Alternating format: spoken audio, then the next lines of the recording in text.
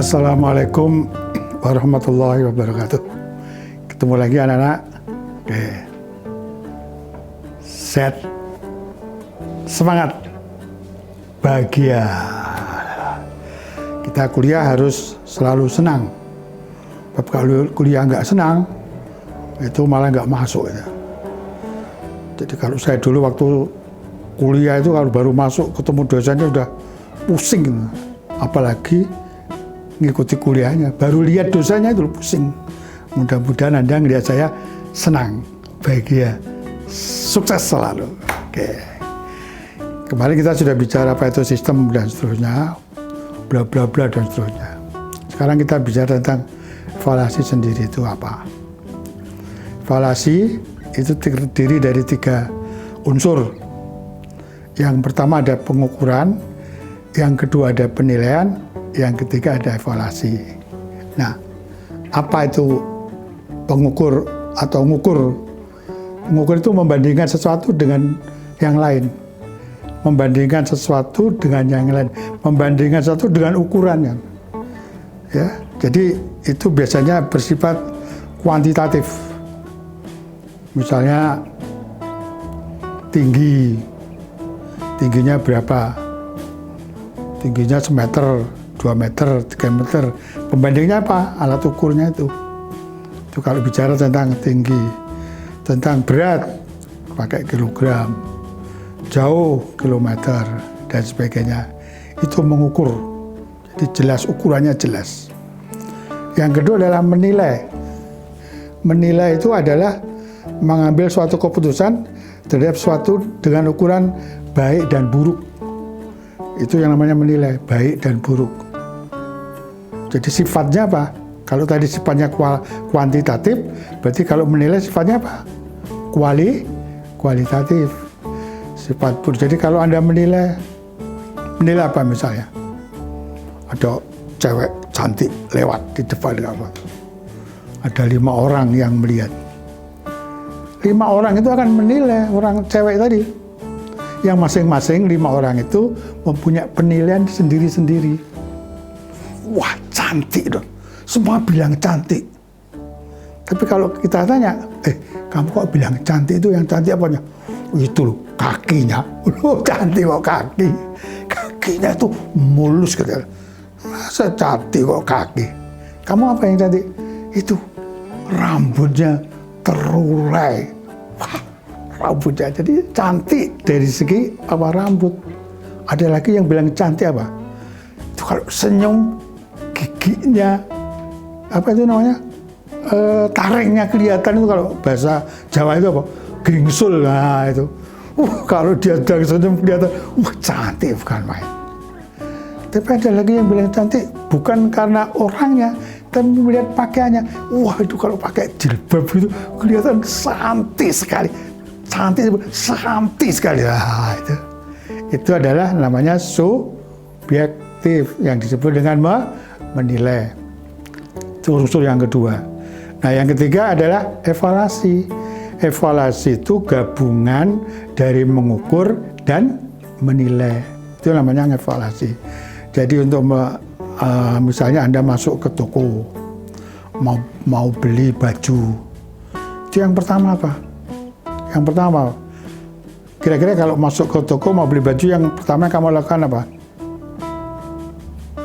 Menilai, ya betul. Menilai, dilihat bagus gitu kan, terus kamu ambil. Sudah itu baru apa? Mengukur.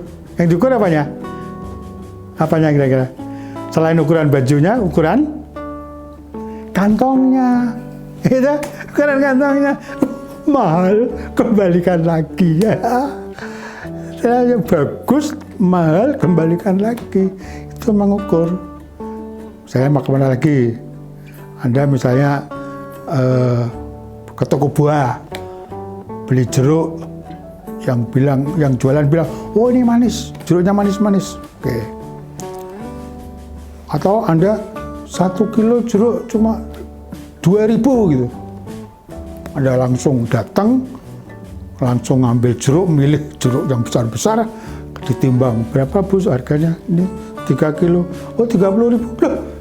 Katanya sekilo 2.000. Kalau 2.000 yang di sana itu loh 2.000 busuk-busuk. Jadi itu dalam rangka apa? Menilai. Jadi menilai itu. Nah kalau tadi apa? Kalau beli jeruk sudah ditimbang namanya apa? Mengukur. Kalau mengevaluasi itu gabungan keduanya, sudah menilai, mengukur, memutuskan untuk diambil, dibawa pulang. Nah itu namanya mengevaluasi, hasil evaluasi. Itu kira-kira yang disebut dengan pengertian evaluasi. Nah kita nanti siswa itu demikian. Unsur mengukur itu apa kira-kira kalau di sekolah? Apa yang kaitannya dengan angka-angka, dengan apa kuantitatif itu apa? Ya nilai. Hasil ujian dapat angka berapa itu namanya mengukur. Nah menilainya yang mana?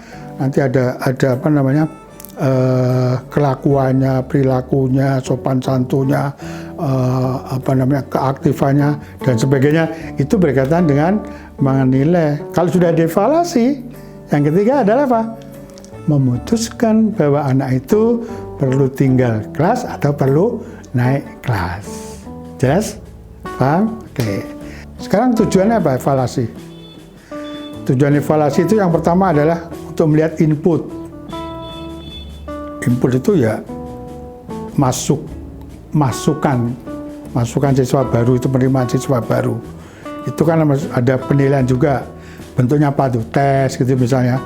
Tes, kemudian ada apa? Placement test, penempatan untuk nanti di kelas A, B, C, D dan sebagainya misalnya. Jadi itu input. Jadi waktu masuk itu sudah ada evaluasi, tujuannya itu. Yang kedua adalah di sana ada transformasi. Transformasi itu di dalamnya ada proses, memproses siswa yang masuk tadi. Nah itu juga ada evaluasi di sana. Itu ada ujian-ujian di kelas, ya, ada tes, ada post-tes, ada pre-test dan sebagainya. Itu nanti akan kita jelaskan lebih lanjut. Yang ketiga ada output. Output itu adalah keluarannya. Siapa yang boleh keluar, yang lulus dan sebagainya, itu siapa. Nah setelah keluar nanti ada output, ada outcome. Outcome itu bagaimana siswa yang diluluskan itu, kalau dia siswa berarti nanti diterima di mana? Diterima di perguruan tinggi, kalau SMA ya diterima di perguruan tinggi yang berkualitas dan sebagainya, atau tidak ada yang diterima di perguruan kualitas. Nah yang berikut nanti ada feedback, umpan balik dari hasil output tadi, luaran tadi yang diterima di masyarakat kalau itu bekerja, kalau itu kuliah di perguruan tinggi atau di sekolah yang lebih atas itu kualitasnya seperti apa. Nah itu nanti ada feedback. Oh kamu nggak diterima di perguruan tinggi negeri, kebanyakan lulusannya karena ini. Maka itu dikembalikan kepada sekolah untuk mengadakan transformasi berikutnya nanti bagaimana supaya lebih baik lagi. Itu yang kedua, tujuan evaluasi. Kemudian fungsi evaluasi. Fungsi evaluasi. Yang pertama adalah sebagai selektif. Selektif itu dalam rangka untuk menyeleksi. Kalau itu sekolah berarti menyeleksi siswa baru.